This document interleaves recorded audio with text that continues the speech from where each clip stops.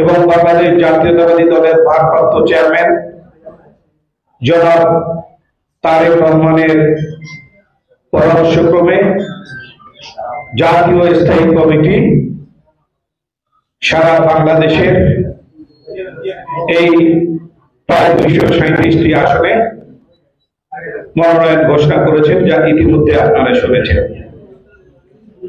আমি রংপুর 3 আসনের জাতীয়তাবাদী দলের মনোনীত প্রার্থী হিসেবে যেদিন প্রার্থী ঘোষণা করেছে তারপরের দিন থেকে আমার ইচ্ছা, কোটি টাকা পর্যন্ত বরাদ্দ দেওয়া হয়েছে।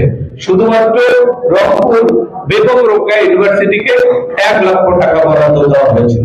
তাই আমি মনে করি যে রংপুরের উন্নয়নের জন্য আমার বিশ্বাস যে আগামী দিনে যে সরকার আসবে সেই সরকারের উন্নয়নের আমরা ভাগিদার হতে চাই, আমরা সেখানে অংশীদার হতে চাই। কারণ আমাদের পার্টির ভারপ্রাপ্ত চেয়ারম্যান জনাব তারেক রহমান ইতিপূর্বে ঘোষণা দিয়েছেন যে বিএনপি ক্ষমতায় আসলে 6 মাস থেকে 1 বছরের মধ্যে 2 কোটি বেকার যুবকের চাকরির ব্যবস্থা করবে। তা যদি আমরা রংপুরের মানুষ অতীতের কথা না ভেবে, ভবিষ্যতের কথা না ভেবে আমরা যদি ধানের শীষের সাথে না থাকি, ধানের শীষের সামনে যে সরকার আসবে তার সাথে না থাকি, তাহলে আমরা আবারও উন্নয়ন থেকে বঞ্চিত হওয়ার সম্ভাবনা দেখা দিবে। সেই জন্য আমি আপনাদের মাধ্যমে প্রিয় রংপুরের মানুষের কাছে অনুরোধ করব, অতীত সব ভুলে গিয়ে আমরা আগামী দিনে যাতে করে বিএনপি কে এগিয়ে নিয়ে যেতে পারি। আমার বিশ্বাস যে এই রংপুরে বিএনপি বা ধানের শীষ জিতলে তারেক রহমান বাংলাদেশে জিতবে এবং বাংলাদেশ তারেক রহমান জিতলে বাংলাদেশ জিতবে ইনশাআল্লাহ।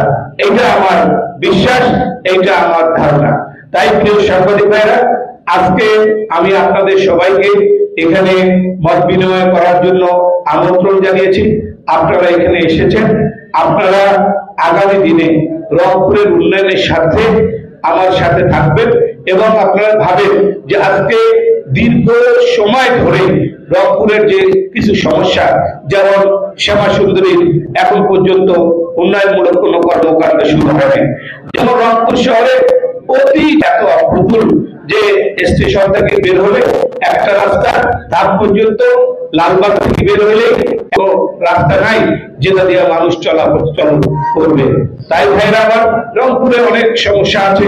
যেমন রংপুরে আমি বলেছি যে ইতিপূর্বে যে রংপুরে একটা টেক্সটাইল বিশ্ববিদ্যালয় দরকার, রংপুরে বিজ্ঞান ও প্রযুক্তি বিশ্ববিদ্যালয় দরকার এবং রংপুরের আরো কিছু সমস্যা যেগুলো, যেমন আপনারা জানেন যে রংপুর মেডিকেল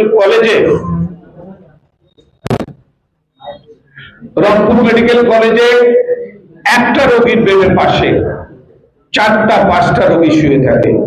কখন ওই বেডটা খালি হবে? অত্যন্ত কষ্টদায়ক। এই অবস্থা আমরা কবে পরিত্রাণ হবে?